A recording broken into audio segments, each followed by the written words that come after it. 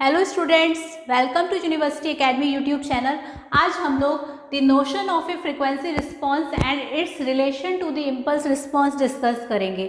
हम लोग ऑलरेडी जानते हैं कि जो impulse response of a system होता है, when we given impulse as a input always represented by H T और एच एन।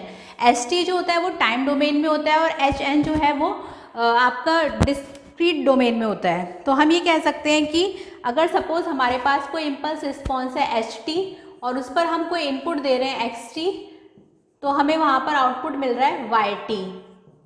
अब यहाँ पे हम डिस्कस कर लेते हैं कि सपोज हमारे पास कोई रिलेशन है, रिलेशन बिटवीन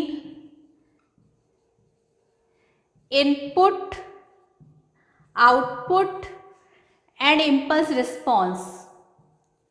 वो हम रिलेशन देख लेते हैं क्या होता है, किस किस के बीच में, input, output and impulse response. इसको हम यहाँ पर देख लेते हैं। तो वो जो रिलेशन है वो है हमारा टाइम डोमेन में तो Y T is equal to X T convolution with H T है आपका, और फ्रीक्वेंसी डोमेन में है Y J omega is equal to X J omega into H J omega. ये आपको ऑलरेडी पता है। ये वाला जो है ये आपका टाइम डोमेन में है और ये वाला आपका फ्रीक्वेंसी डोमेन में है। इसमें यहाँ पे ये बताया गया है कि अगर हम इम्पल्स रिस्पॉन्स के बारे में तो हम ऑलरेडी जानते हैं कि impulse response of a system when we give impulse as a input always represented by H T. Okay, then जो यहाँ पे हमारे पास if we want to calculate impulse response, then हमारे पास जो फॉर्मूला होता है वो होता है H J omega is equal to Y J omega X J omega. ये आपका transfer function of a system है, ये भी आप लोग ऑलरेडी जानते हैं। It is the transfer function of a system. अगर हमें ट्रांसफर फंक्शन किसी सिस्टम का निकालना है तो वो होता है एच जे ओमेगा और वो रेशो होता है आउटपुट और इनपुट का, y J omega divided by x J omega. और हम इसमें ये कह सकते हैं अगर हमें इसका इनवर्स फोरियर ट्रांसफॉर्म निकालना है, so we can say that inverse Fourier transform of h J omega, तो वो हो जाएगा हमारा inverse Fourier transform h omega, h omega कर देते हैं इसको, ये आ जाएगा आपका एच टी। ओके, मतलब ट्रांसफर फंक्शन अगर सिस्टम का निकालना है तो उसका फॉर्मूला होता है H J omega is equal to Y J omega divided by x J omega. और अगर उसका इनवर्स फोरियर ट्रांसफॉर्म निकालना है एच ओमेगा का तो वो आता है f inverse h omega is equal to h t. ये यहाँ पर इसका जब हमने इनवर्स फोरियर ट्रांसफॉर्म निकाला एच ओमेगा का तो वो आ गया f inverse h omega is equal to h T. और जब हम इसे, ये हम रेशियो है हमारा output transform divided by input transform. Transfer function का जो फॉर्मूला है वो याद रखना है कि ये it is the ratio of output transform divided by input transform. और अगर हमें ये आपको सपोज इफ अगर हम बात कर रहे हैं, अगर हमें लाप्लास ट्रांसफॉर्म लेकर चलते हैं तो f h s is equal to y s divided by x s. तो यहाँ पे अगर हम इसका लाप्लास निकालते हैं, इसको मैं ऊपर लिख देती हूँ, यहाँ पर इसे रफ कर देते हैं।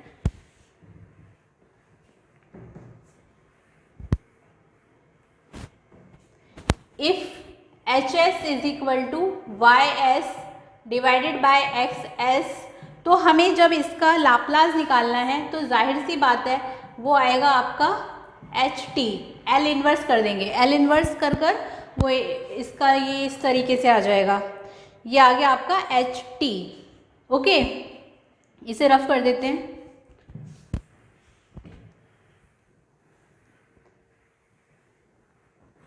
तो हम यहाँ ये कह सकते हैं the relation between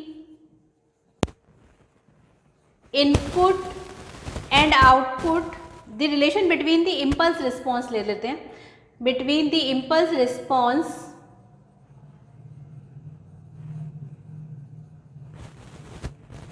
and the frequency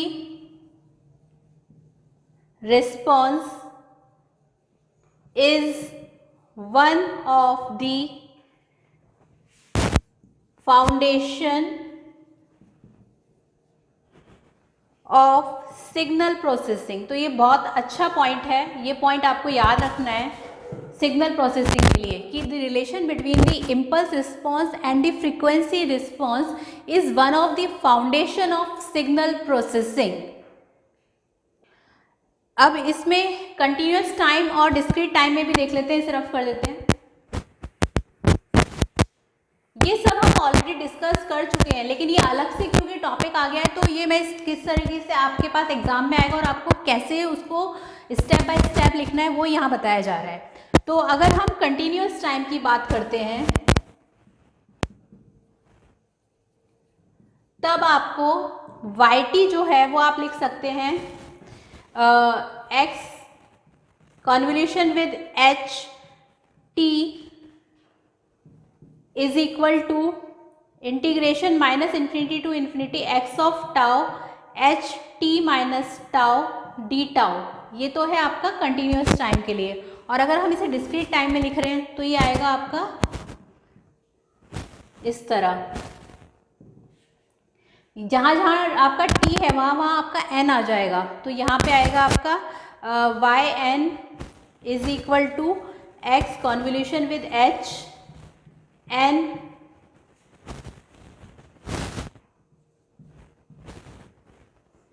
इस तरह, जहाँ t था वहाँ n लिख दिया। देन यहाँ पे अब इंटीग्रेशन की जगह आ जाएगा समेशन, क्योंकि डिस्क्रीट में हम समेशन यूज करते हैं। तो समेशन आगे आपका k is equal to minus infinity to infinity x k h n minus k इस तरह। तो ये आ गया आपका डिस्क्रीट टाइम में। तो हम ये कह सकते हैं कि LTI can B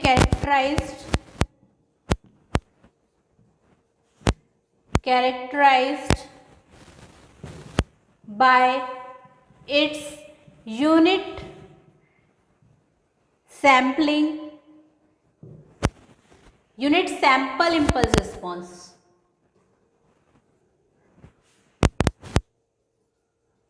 impulse response. तो ये सारा था आपका इम्पल्स रिस्पॉन्स के बारे में। कंटिन्यूस टाइम के लिए था yt is equal to x convolution with h t, क्योंकि कंटिन्यूस है तो हम इंटीग्रेशन लेंगे, इंटीग्रेशन माइनस इन्फिनिटी से infinity x tau h t minus tau d tau. Then discrete time में yn is equal to x convolution with h n समय, क्योंकि अब हमारा डिस्क्रीट में है तो हम इंटीग्रेशन ही लेंगे, समेशन लेंगे। तो summation k is equal to minus infinity to infinity x k h n minus के।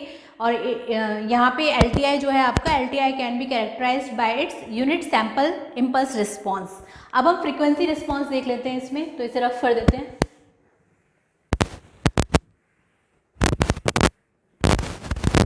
फ्रीक्वेंसी रिस्पॉन्स जो होता है वो है आपका, उसको भी डिस्कस कर लेते हैं यहाँ पे, क्योंकि दोनों को ही डिस्कस करना है।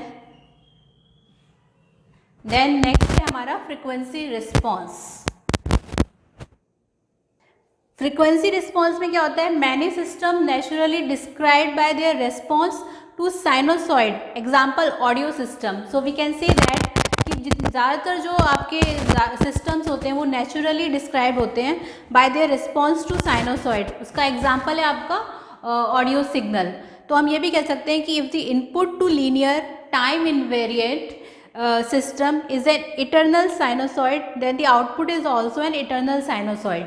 So we can say that इसे बताने की, वैसे समझाने की ज़्यादा ज़रूरत नहीं है, बस आपको फ्रीक्वेंसी रिस्पॉन्स में इतना याद रखना है कि इसका जो बेस्ट एग्जांपल है वो ऑडियो सिस्टम है।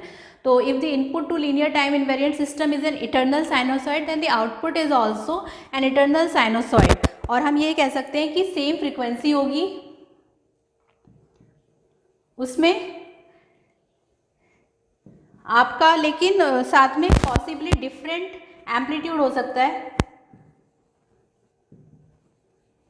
Different amplitude and possibly different face angle.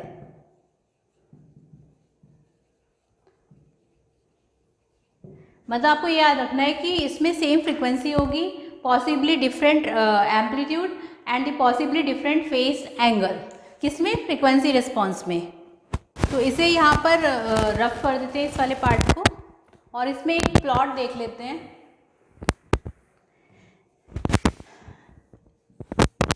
Vertical axis पर हमने x ले लिया और हॉरिजॉन्टल एक्सिस पर हमने t ले लिया है, और x और t के बीच में हमने कॉस वेव ले लिया है। तो हम ये कह सकते हैं कि xt जो है वो है हमारा कॉस ओमेगा नॉट t। ये हमने वर्टिकल एक्सिस पर xt लिया, हॉरिजॉन्टल एक्सिस पर t, और ये वेव फॉर्म है कॉस कोसाइन सिग्नल की, तो हम कह सकते हैं xt is equal to cos omega naught t। और अगर हम इसे LTI से पास करते हैं, किसी LTI सिस्टम से,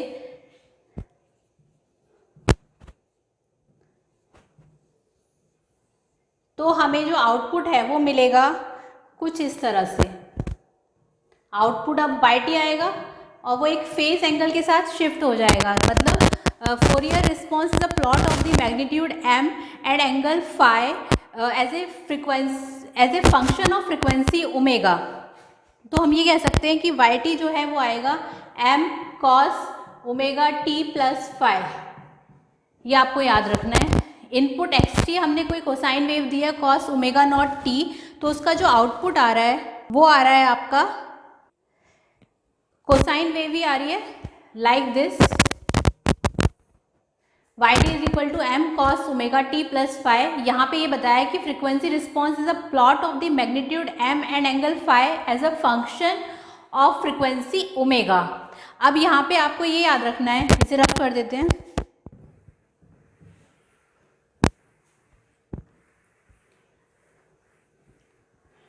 कि जो फ्रीक्वेंसी रिस्पॉन्स होता है उसे जब भी आप कैलकुलेट करेंगे तो जब भी आता है कि कैलकुलेट दी फ्रीक्वेंसी रिस्पॉन्स, तो उसे आप दो तरीके से कैलकुलेट कर सकते हैं। दो मेथड हैं फ्रीक्वेंसी रिस्पॉन्स कैलकुलेट करने के। फर्स्ट मेथड है आपका solve the differential equation. Differential equation को सॉल्व करना, सॉल्व द डिफरेंशियल इक्वेशन। इसमें क्या करेंगे, हम फाइंड करेंगे, मतलब find particular solution for xt is equal to cos omega naught t। मतलब हमें सबसे पहले सॉल्व करनी है डिफरेंशियल इक्वेशन और हमें फाइंड करना है particular solution for xt is equal to cos omega naught t। और जो सेकेंड मेथड है फ्रीक्वेंसी रिस्पॉन्स कैलकुलेट करने के लिए वो है आपका second method to calculate the frequency response is find the impulse response